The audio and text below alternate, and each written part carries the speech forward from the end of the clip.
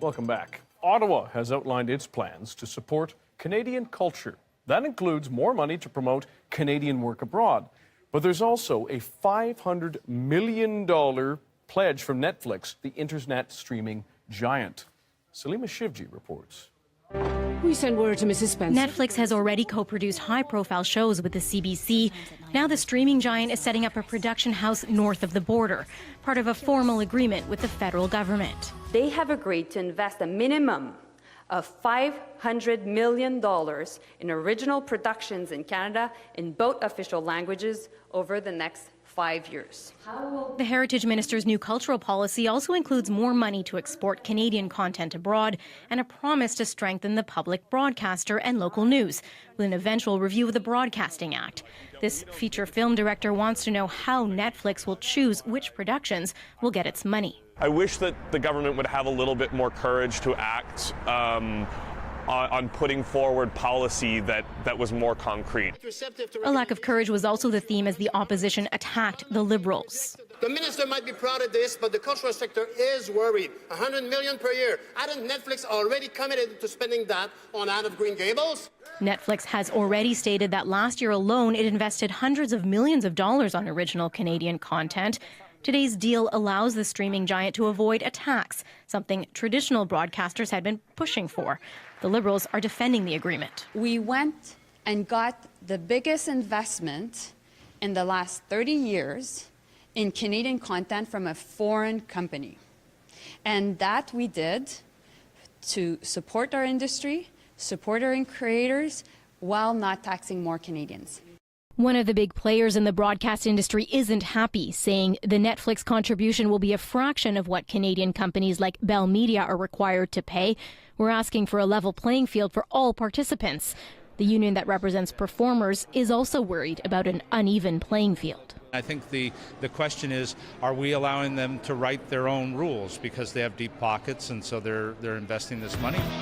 Sparrow says what can't get lost in all this is that Canadians need to be in charge of setting their cultural agenda. Salima Shivji, CBC News, Toronto. For more on this, we're joined by Laura Tribe. She's the Executive Director of Open Media. A lot of talk about content there with this announcement, but do we have a clear definition of what that is? Is it content that's actually shot and produced in Canada, the stuff that's just interesting to Canadians, or that's actually about Canadians? Yeah, no, I think it's a great question. And today's announcement was really exciting to put a focus on Canadian content and Canadian creators. But it didn't actually do much to address the definitions of Canadian content under the guidelines of what makes it on TV or radio or what those are.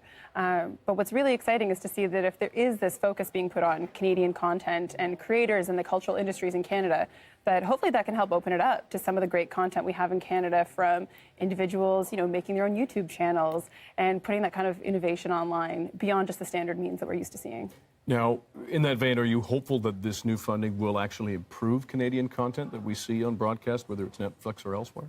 Well, I think with Netflix content, you're going to see it on Netflix, which doesn't actually count as Canadian content Right. under the regulations that you're already seeing. But I do think that investing in the systems and the structures and the processes that create that content strengthen Canada's cultural industries overall. And I think that, whether you like or hate Canadian content is a contentious issue across the country, and everyone's got a really strong feeling about it. But there's no denying that there's immense talent in this country. And so really finding ways to help invest in those and bring those to the forefront and also help share them outside of Canada and really using those different distribution channels to help share our content with the rest of the world is really exciting. There has been, and perhaps it's a bit stereotypical, that Canadian content has in the past and occasionally continues to be, quote unquote, a bit folksy. What if Canadians would prefer to view content simply other than the stuff we produce or that's about us? Well, I don't think that the content has to be about us, and I think there is no us for it to be about. I mean, when you look at Canada, it's such a diverse country with a whole bunch of different stories and perspectives to be told. And we're starting to see that happening in different shows online, and we're starting to see other countries really getting excited about what we have to offer. But I don't think there has to be one type of content or one type of product that we're putting out that defines us. And hopefully, and I think this is what part of the attempts to make that funding a little bit more accessible and broaden the scope and investment is to diversify what that content actually looks like as well to help meet what Canadians are looking for. And as we've seen in people taking up Netflix so heavily, that's part of what we are looking for. And so getting some of our own content up there as well. Have we given Netflix too much space to operate in Canada now? And we know we've heard criticisms, for example, from Bell, who said this is not a level playing field. This is unfair for us since it costs so much for us to produce Canadian content in this country. Well, if Netflix is creating content in this country and Bell's creating content in this country, they're both paying the same people, hopefully at the same rate. So I don't think that the price tag is really the issue. And I think what we've seen with Canadians increasingly cutting the cord and turning to digital services is that people will go to get what they want where it is. And right now it's online. And we've seen it happening for years, but we haven't seen the policies and the funding mechanisms keep up. And so what's exciting about today's decision, in my opinion, is that it's actually trying to go where people are already headed and keep up and build policies that can give people what they want. So, people are turning to Netflix because it has what they're looking for. And hopefully this will actually encourage Bell and Rogers and other content producers in Canada to do the same. Laura Tribe, we appreciate your insight. Thanks very much. Thanks much.